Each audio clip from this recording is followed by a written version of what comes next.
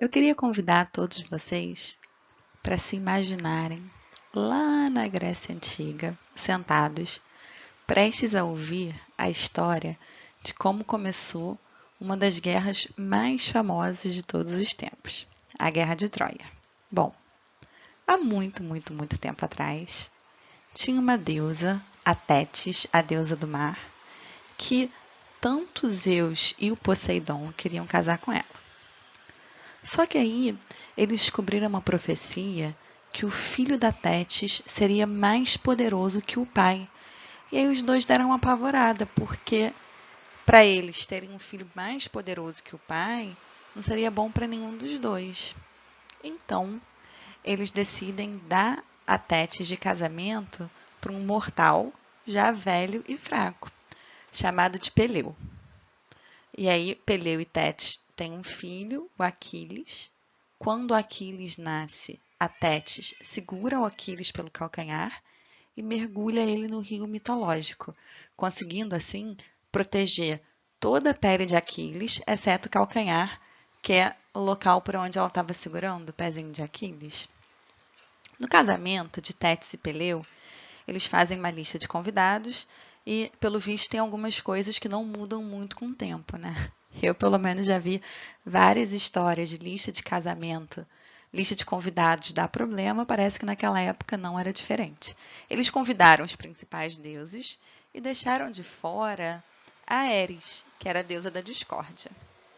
E a Ares não aceita isso muito bem, e aí ela tem uma ideia bastante genial, sabe? Ela pega um pomo de ouro, uma maçã de ouro, e escreve a seguinte frase: A mais bela. Então, chega lá essa maçã de ouro lindíssima, e aí algumas pessoas olham para aquela maçã de ouro e falam assim: Nossa, com certeza essa maçã de ouro é para mim, né? E nisso, então, a Hera, a Atena e a Afrodite começam a discutir: Não, é meu, eu sou a mais bela, eu sou a mais bela, eu sou a mais bela, eu sou a mais bela.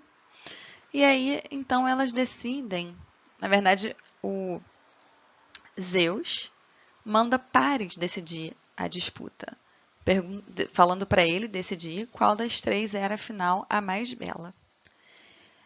As três tentam subornar o Paris. A Atena oferece para ele mais poder na batalha, a Hera mais poder e a Afrodite o amor da mulher mais bela. E aí nisso, então, o Paris vai e escolhe que ele quer o amor da mulher mais bela. Então ele fala que a Afrodite é a mulher mais bela. Só que aí começa a complicar a história, né? Porque ele esqueceu de pedir a mulher mais bela solteira. A mulher mais bela daquela época era Helena. E aí a Helena, então, ela se apaixona por ele e ela foge com ele ou é raptada por ele. E aí nisso, então, nós temos início a uma guerra, né? Que acontece quando várias pessoas vão lá resgatar a Helena, que havia sido raptada. Essa história, ela não era contada com a intenção de ser a história de uma guerra fictícia ou de divertir a gente, por exemplo, que nem hoje em dia nós temos Harry Potter. Ela era uma história que tinha a intenção de narrar os eventos de uma guerra. E não sei quanto a vocês, né? Mas as aulas de história que eu tive na vida foram bem diferentes disso. Nunca, por exemplo, os deuses foram utilizados para explicar por que um país ganhou a guerra em detrimento de outro, ou por uma sorte, ou um azar, ou desavenças amorosas e pessoais. E, no entanto, era assim que todas essas coisas eram explicadas, com essa mistura muito natural de fatos sobrenaturais, de deuses, essas intervenções, com as coisas concretas que podiam ser observadas. E essa forma de explicar a realidade e de entender a realidade através dos mitos, ela, para a gente, é muito estranha, né?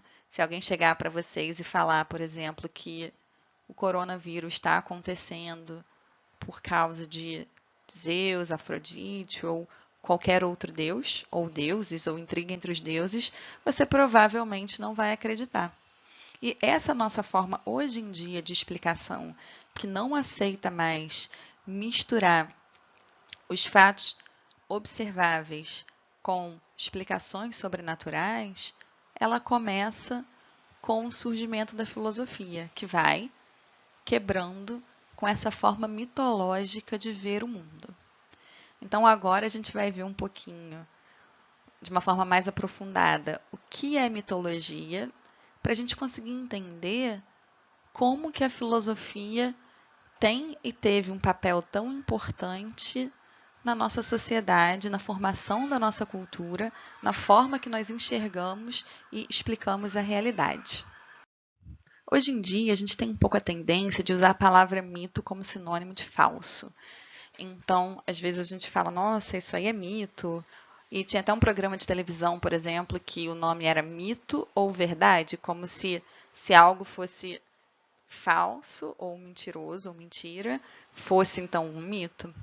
E o que a gente tem que entender é que não faz sentido a gente pegar uma crença de uma outra sociedade que vivia numa época diferente e colocar ela hoje em dia e tentar analisar assim a sua veracidade.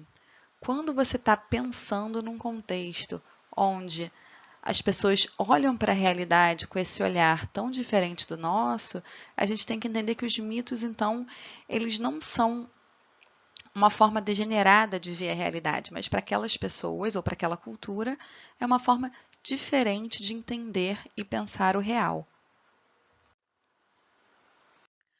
Uma forma de entendermos o que é um mito é pensar em todas as funções que o mito exerce numa sociedade.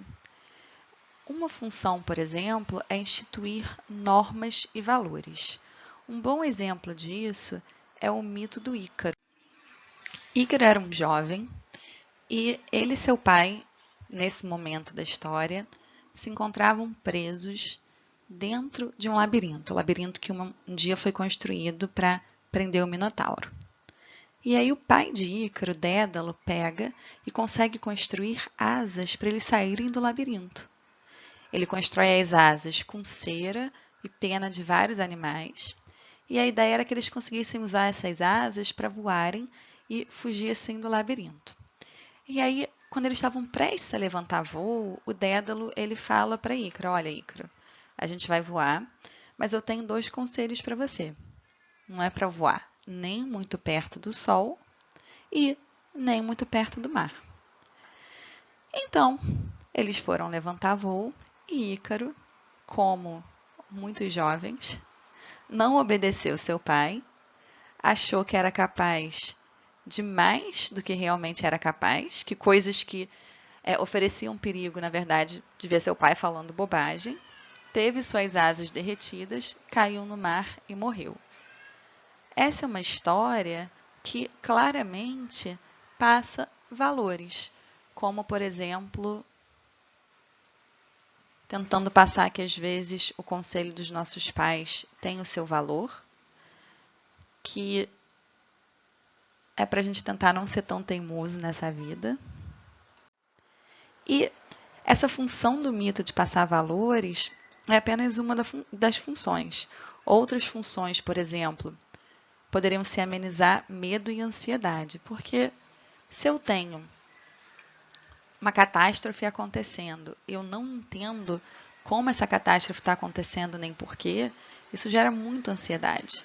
Mas a partir do momento que passa a existir uma explicação para esse fenômeno que está causando tanta ansiedade, eu entendendo ameniza a minha ansiedade e eu entendendo ainda consigo de alguma forma controlar esse evento, talvez através de rituais, por exemplo. Outra função do mito é explicar fenômenos. A gente tem, por exemplo, o mito tupi da mandioca, que explica a origem da agricultura. A gente tem mito que fala sobre a fertilidade das mulheres. E muitos exemplos aí das funções do mito. E uma outra função também do mito era transmitir conhecimento, né? Que nem, por exemplo, lá no início, a gente pediu para vocês se imaginarem como sendo pessoas ouvindo as histórias. Então, os mitos eles tinham também essa função de passar as histórias mesmo, os fatos históricos da cultura. Na Grécia Antiga, os mitos eles eram transmitidos por esses poetas ambulantes que os recitavam em praça pública. Como durante centenas de anos a tradição era só oral, não tinha nenhum registro dessas histórias, fica difícil a gente falar de um autor. Normalmente, pensa-se esses mitos e essas histórias como sendo de autoria coletiva. A gente chegou a conhecer esses relatos dessas epopeias através de algumas pessoas que escreveram essas narrativas. Uma delas é Homero. Existe aí um certo debate se Homero era uma pessoa, se foram vários poetas que sentaram e escreveram essas histórias conforme elas eram narradas, mas de Homero, ou pelo menos atribuída a Homero, nós temos a Ilíada, que começa com aquela história que a gente contou no início, e a Odisseia, que fala a história do grande herói Odisseu retomando para sua casa. Nós temos também o Hesíodo, que contou sobre a origem do mundo, dos deuses. Uma leitura muito boa para quem gosta de mitologia. E esse pensamento mitológico vai sendo rompido com várias mudanças que acontecem e principalmente com o advento da filosofia.